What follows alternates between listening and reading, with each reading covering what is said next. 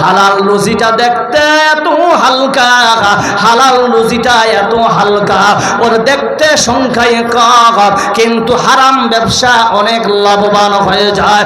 মানুষের চোখের সামনে হঠাৎ করে মহিষপুরের এলাকায় একজন ছেলে হঠাৎ করে 2 বছরের ব্যবধানে তারা তাড়াতাড়ি কোটিপতি হয়ে গেল। শুনলাম দমনার মতন জায়গায় একটা জায়গা কিনেছে, ডালখোলার মতো জায়গা কিনেছে, কিষানগঞ্জে নাকি জায়গা কিনেছে। মহেশপুরে এলাকার লোকেরা তাকে দেখছে না, খারাপ বিশাল বড় বড় কোটিপতি হয়ে গেল। তার বাবাকে একটা ছোট্ট মারুতি কিনে দিয়েছে। ওর বাবা প্রতিদিন মারুতিটা করে ওই আপনার আশা খোয়া গিয়ে ভিআইপি চায়ের দোকানে পায়ের উপরে পা দিয়ে বলছেন স্পেশাল চা দে, চা খাবো। ওই দোকানদার জানে আমাদের মহেশপুরের কোটিপতির বাবা ও চাটা ভালো স্পেশাল করে বানিয়ে দেয়। মুসলমান হারাম যারা কামাই করবে তাদের জন্য এই ধরনটা দিতেছি রে বাবা। হঠাৎ করে ওই মারুতি যে যাবা ভাবছি আমার প্রতিদিন বেটার টাকাই যায়, মনে করে আপনার এলাকার আখারে বেটা মানুষ করেছে, একটাই মানুষ করেছে, অথচ ওই বাপজির 3টা ছেলে। বড় ছেলেটা কামাই করতে করতে মুম্বাইতে খাটতে হুঠাৎ ওই কারখানায় কাম করতে গিয়া যতদিন লাখ লাখ লাখ লাখ টাকা বাবাকে দিয়েছে, বাবা তাকে ভালোবেসেছে। আজকে ছেলেটার ডান হাত কেটে গেছে কারখানায়, বেটারে বাড়িতে বসে আছে। ওই বড় বেটার 3টা সন্তান। আজকে আমরা বাপ যাদেরকে বলতে বাবের কত খারাপ ধারণা দেখে, ওই বেটা এখন অকর্মা কাম করতে পারে না। 3টা ছেলেকে মানুষেরই মতো মানুষ করতে হবে। ওই পাবজি করছে কি ওই বড় বেটার কামাই শেষ, তার মানে হলো ওই বেটা অকর্মা। বলুন ঠিক না বেটে? ওই বেটার দিকে লক্ষ্য দেয় না ও আমার বাপজিরা, এটা আপনার ভুল। 3টা সন্তানকে আপনি যেহেতু মানুষ করেছে, আপনার বীর্য দিয়ে তৈরি হয়েছে, তাহলে ও বাবা কম বেশি 3 জন কামাই করবে, কিন্তু তাদের কামাইতে আপনি যা মনে করবেন করো, কিন্তু আপনার নজরে 3 জনেই সমান। বলুন ঠিক না বেটে? আজকে আমাদের এলাকায় কি হচ্ছে, যেই ছেলেটা কামাই বেশি তাকে বেশি বাপ মোহাব্বত করে। বলুন ঠিক না বেঠিক?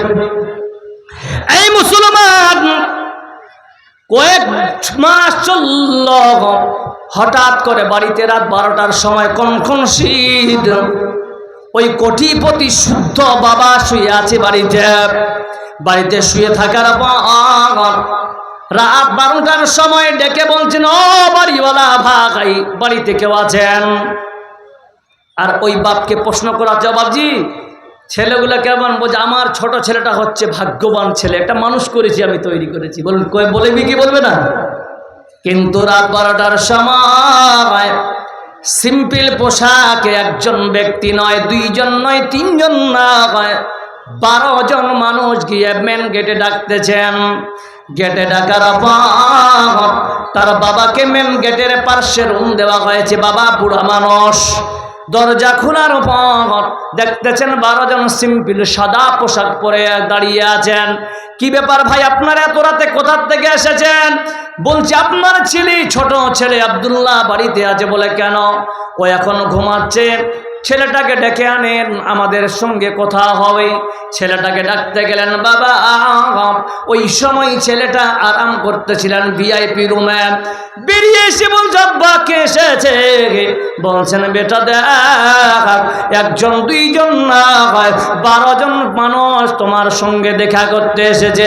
বাবা মনে করেছে নিশ্চয়ই বড় বড় বিজনেসে পার্টনার গুলো এসেছে। যখনই আব্দুল্লাহ ছোট ছেলে ওই বাড়ির মেন গেট থেকে বের হয়েছে, সঙ্গে সঙ্গে হাতে হ্যান্ডকাপ লাগিয়ে তাকে নিয়ে যাওয়া হচ্ছে থানাতে। বাবা বলতেছেন, ও পুলিশ মশাই, ও অফিসারেরা, আমার ছেলেকে কি অপরাধে অ্যারেস্ট করা হয়েছে? বাবারে একবার তোমরা বলে দাও। বলছে আপনি আপনার জানা নাই বাবা, আপনার ছেলে 4 বছর ধরে আমাদের নজরে ছিল। আপনার ছেলে হিরোইন এবং ড্রাগসের এভরিথিং বড় বড় হারাম জিনিসগুলো এবং সরকারি বিরোধী জিনিস তারা করেছে। ড্রাগসের তিনি একজন পাচারক ছিলেন, তার পিছনায় চেকিং করে দেখতেছে পুরো আফিম এবং ড্রাগস নিচে ভরা আছে। মুসলমান জবাব দেয়, বাপের সুর কেমন পাল্টে এবার দেখে। সকাল বেলা মারুতি নিয়ে আর বের হয়নি বাবা, এবার আশা করা যায়নি।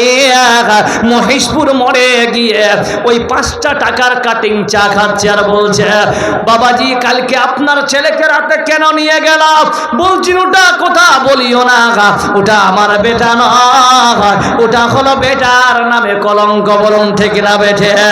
বাবারে এটা ওই ছেলেটার ভুল নয়, এটা বাবা আপনার ভুল। আপনাকে প্রশ্ন করা উচিত ছিল রে বাবা, তুমি যে এত কোটি টাকার মালিক হয়েছ, তোমার ব্যবসার রহস্যটা কি আমি বাবা হয়ে জানতাম না? বাবারে তোমাকে প্রশ্ন করে বেটা, তোমার খাবারটা হারাম রূপে হচ্ছে না হালাল রূপে? কারণ বুখারী মুসলিমের রিওয়ায়াত, কুল্লুকুম রাইন ওয়া কুল্লুকুম মাসউলুন আন রায়াতিহি, প্রত্যেক মানুষই আল্লাহ পাক দায়িত্ববান বানিয়েছে।